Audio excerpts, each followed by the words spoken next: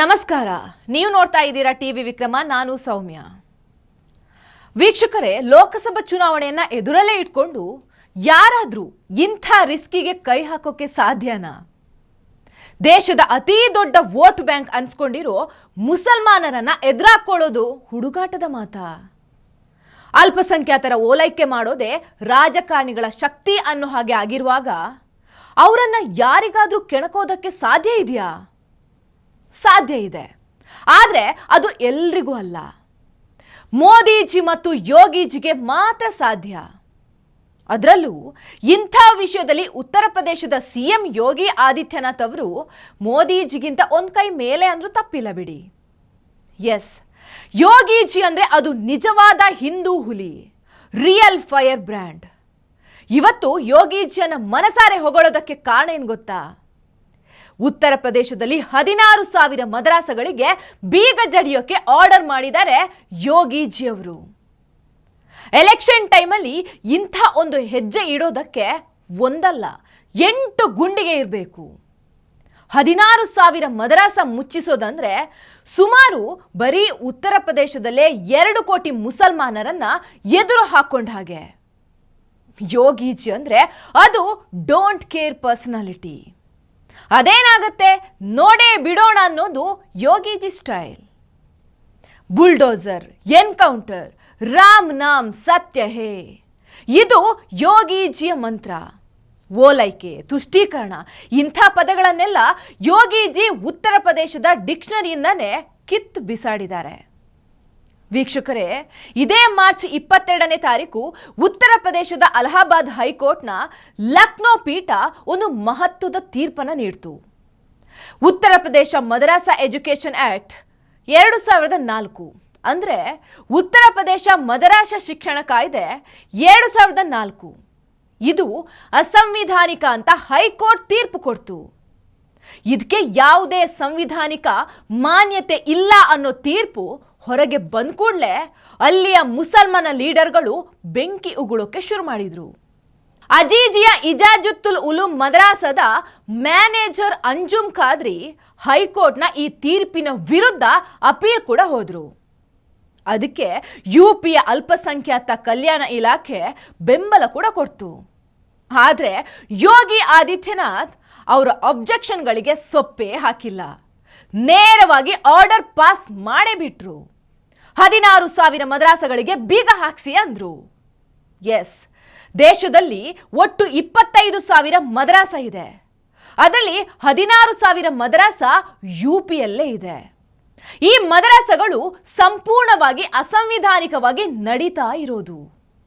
ಇಲ್ಲಿ ಸುಮಾರು 13 ಲಕ್ಷ ಮಕ್ಕಳು ಶಿಕ್ಷಣ ಪಡಿತಾ ಇದ್ದಾರೆ.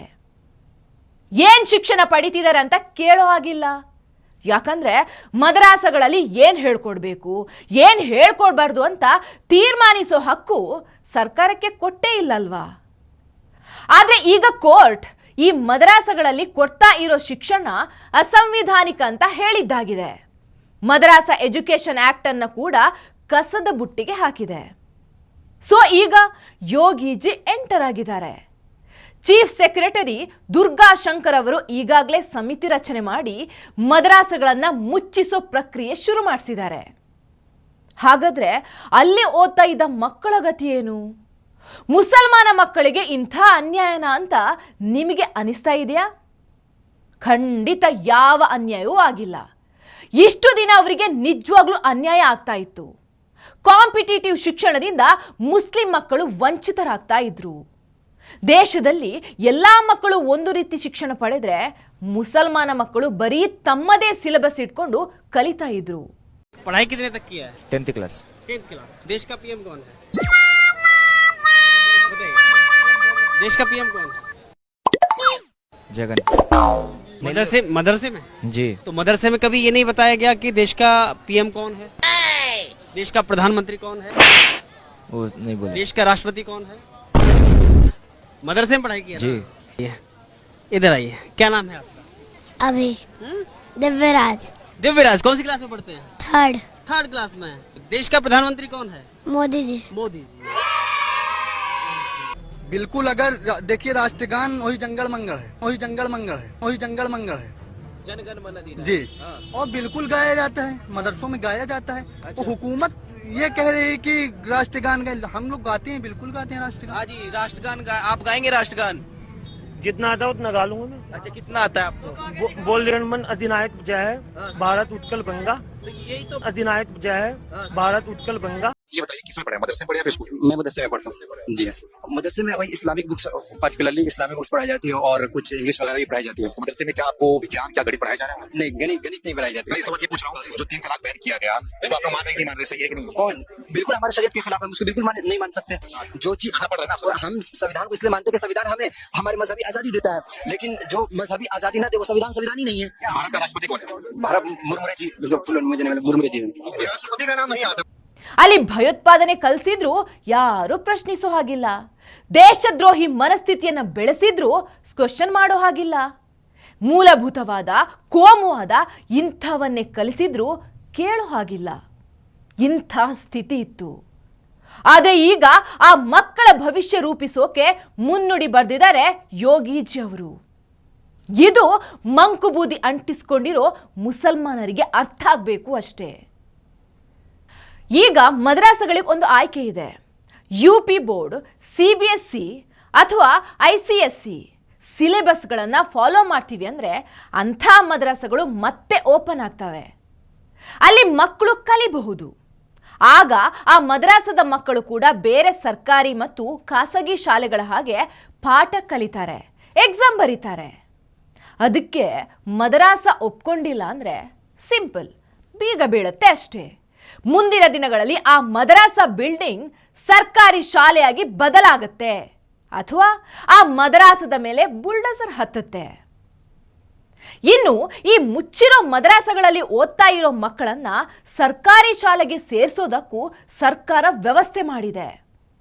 ಮಕ್ಕಳ ಎಜುಕೇಶನ್ ಸ್ಟಾಪ್ ಆಗಬಾರ್ದು ಅನ್ನೋ ಉದ್ದೇಶದಿಂದ ಅವರನ್ನ ಸರ್ಕಾರಿ ಶಾಲೆಗೆ ಅಥವಾ ಖಾಸಗಿ ಶಾಲೆಗೆ ಅಡ್ಮಿಷನ್ ಮಾಡಿಸೋ ವ್ಯವಸ್ಥೆ ಕೂಡ ಯೋಗೀಜಿ ಈಗಾಗಲೇ ಮಾಡಿದ್ದಾರೆ. ವೀಕ್ಷಕರೇ, ಇಂಥದ್ದೊಂದು ದಿಟ್ಟ ಹೆಜ್ಜೆ ಬೇಕಿತ್ತು. ಇದು ಉತ್ತರ ಪ್ರದೇಶ ಮಾತ್ರ ಅಲ್ಲ, ಇಡೀ ದೇಶದಲ್ಲಿ ಆಗಬೇಕಾಗಿರುವಂಥ ಬದಲಾವಣೆ. ಬಹುಶಃ ಕಾಂಗ್ರೆಸ್ನ ಜಮೀರ್ ಅಹಮದ್ ಖಾನ್ಗೆ ಕರ್ನಾಟಕದಲ್ಲೂ ಇಂಥ ಪರಿಸ್ಥಿತಿ ಬರ್ಬೋದು ಅಂತ ಭಯ ಆಗಿತ್ತು ಏನೋ. ಈಗ ಕೆಲವೇ ತಿಂಗಳ ಹಿಂದೆ ಜಮೀರ್ ಒಂದು ಆದೇಶ ಪಾಸ್ ಮಾಡಿದ್ರು. ಮದ್ರಾಸಗಳಲ್ಲಿ ಕನ್ನಡ ಕಡ್ಡಾಯವಾಗಿ ಕಲಿಸಲೇಬೇಕು ಅಂತ.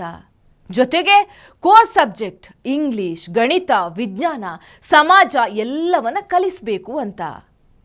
ಇದಾದ್ಮೇಲೆ ಕರ್ನಾಟಕ ಮದ್ರಾಸ ಮಂಡಳಿ ಸ್ಥಾಪನೆ ಮಾಡಬೇಕು ಅನ್ನೋ ಯೋಜನೆ ಕೂಡ ಪ್ರಸ್ತಾಪ ಮಾಡಿದ್ರು. ಇದರ ಅರ್ಥ ಏನು? ರಾಜ್ಯದಲ್ಲಿ ಮದ್ರಾಸಗಳನ್ನ ಸ್ಟ್ರಾಂಗ್ ಮಾಡಬೇಕು, ಯಾರೂ ಟಚ್ ಮಾಡೋಕೆ ಆಗದೆ ಇರೋ ಹಾಗೆ ಸೇಫ್ ಮಾಡಬೇಕು ಅಂತ ಅಲ್ವಾ? ದುರಂತ ನೋಡಿ, ರಾಜ್ಯದಲ್ಲಿ ಎಜುಕೇಶನ್ ಮಿನಿಸ್ಟರ್ ಆಗಿ ಮಧು ಬಂಗಾರಪ್ಪ ಇದ್ರೂ ಕೂಡ ಮದ್ರಾಸ ರಿಲೇಟೆಡ್ ನಿರ್ಧಾರಗಳನ್ನು ಮಾತ್ರ ಮೈನಾರಿಟಿ ಮಿನಿಸ್ಟರ್ ಜಮೀರ್ ಅಹಮದ್ ತಗೋತಾರೆ. ಮಧು ಬಂಗಾರಪ್ಪ ಅವರಿಗೆ ಯಾವ ಅಧಿಕಾರನೂ ಇಲ್ಲ. ಇದು ಮುಸಲ್ಮಾನರಿಗೆ ಈ ದೇಶದಲ್ಲಿ ಸಿಕ್ಕಿರೋ ಪ್ರಿವಿಲೇಜ್. ಇನ್ನು ಮದ್ರಾಸಗಳಲ್ಲಿ ಏನ್ ಕಲಿಸ್ತಾರೆ? हर वो काम जिससे अल्लाह ताला खुश होता है उसे क्या कहते हैं?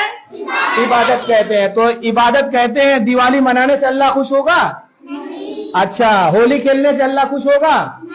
किसी गैर कौम की त्योहार मनाने से अल्लाह ताला नाराज होगा कि खुश होगा? नाराज होगा। और खुश कौन होगा? शैतान खुश होगा। और शैतान तो चाहता है ना कि अल्लाह की इबादत और इताअत से मोड़ करके, हटा करके तुमको किसी गैर की तरफ लगा दे। ಇತ್ತೀಚೆಗೆ ಸ್ವಾತಂತ್ರ್ಯ ದಿನಾಚರಣೆ ಟೈಮಲ್ಲಿ ಒಬ್ಬ ಜರ್ನಲಿಸ್ಟ್ ಒಂದಷ್ಟು ಮದ್ರಾಸಗಳನ್ನ ವಿಸಿಟ್ ಮಾಡಿದ್ದ, ರಿಯಾಲಿಟಿ ಚೆಕ್ ಮಾಡೋಕೆ ಅಂತ. ಅಲ್ಲಿರೋ ಮಕ್ಕಳಿಗೆ, ಶಿಕ್ಷಕರಿಗೆ ತುಂಬಾ ಸರಳವಾದ ಪ್ರಶ್ನೆಯನ್ನ ಕೇಳಿದ್ದ. ಸ್ವಾತಂತ್ರ್ಯ ಬಂದಿದ್ದು ಯಾವಾಗ? ಇದು ಎಷ್ಟನೇ ಸ್ವಾತಂತ್ರ್ಯೋತ್ಸವ? ಭಾರತದ ಪ್ರಧಾನಿ ಯಾರು? ಈ ತರಹದ ಪ್ರಶ್ನೆಗಳು. ಆದರೆ ಮಕ್ಕಳಿಗೆ ಬಿಡಿ, ಶಿಕ್ಷಕರಿಗೆ ಕೂಡ ಸರಿಯಾದ ಉತ್ತರ ಗೊತ್ತಿರಲಿಲ್ಲ. ಉತ್ತರ ಹೇಳೋಕ್ಕಾಗದೆ ತಪ್ಪಿಸ್ಕೊಂಡು ಓಡಾಡ್ತಿದ್ರು. ಇನ್ನು ನಿಮಗೆ ದಾರುಲ್ ಉಲೂಮ್ ಮದ್ರಾಸದ ಸ್ಟೋರಿ ಗೊತ್ತಿದೆ ಅಲ್ವಾ? ಇತ್ತೀಚೆಗೆ ಅಲ್ಲಿ ಒಂದು ಫತ್ವಾ ಹೊರಡಿಸಿದ್ರು. ದಿಯೋಬಂದ್ ಅಡಿ ಬರೋ ಈ ದಾರುಲ್ ಉಲೂಮ್ ಮದ್ರಾಸದಲ್ಲಿ ಭಾರತದ ಮೇಲೆ ದಾಳಿ ಮಾಡಿ, ಭಾರತದ ಮೇಲೆ ಧರ್ಮಯುದ್ಧಕ್ಕೆ ಸಿದ್ಧರಾಗಿ, ಭಾರತವನ್ನು ಅಟ್ಯಾಕ್ ಮಾಡೋದು ಪವಿತ್ರ ಕಾರ್ಯ. ಭಾರತದ ಮೇಲೆ ದಾಳಿ ಮಾಡಿದಾಗ ಮುಸಲ್ಮಾನರು ಪ್ರಾಣ ಕಳ್ಕೊಂಡ್ರೆ ಹುತಾತ್ಮ ಆಗ್ತಾರೆ. ಬದುಕಿ ಉಳಿದು ಯುದ್ಧ ಗೆದ್ರೆ ಅವನನ್ನ ಇಸ್ಲಾಂ ಧರ್ಮ ವೀರ ಯೋಧ ಅಂತ ಪರಿಗಣಿಸುತ್ತೆ. ಹೀಗೆಲ್ಲ ಫತ್ವ ಹೊರಡಿಸಿತ್ತು ಆ ಮದರಸ. ಈಗ ಹೇಳಿ, ಇದನ್ನ ಕಲಿಸೋದಕ್ಕೆ ಈ ದೇಶದಲ್ಲಿ ಅವಕಾಶ ಕೊಡಬೇಕಾ? ಮದರಸಗಳು ಬೇಕಾ ನಮ್ಮ ದೇಶಕ್ಕೆ? ಎಲ್ಲ ಮಕ್ಕಳ ತರಹ ಸರ್ಕಾರಿ ಅಥವಾ ಖಾಸಗಿ ಶಾಲೆಯಲ್ಲಿ ಈ ದೇಶದ ಎಜುಕೇಶನ್ ಪಾಲಿಸಿ ಪ್ರಕಾರ ಕಲಿಯೋದಕ್ಕೆ ಏನ್ ರೋಗ ಈ ಮುಸಲ್ಮಾನರಿಗೆ?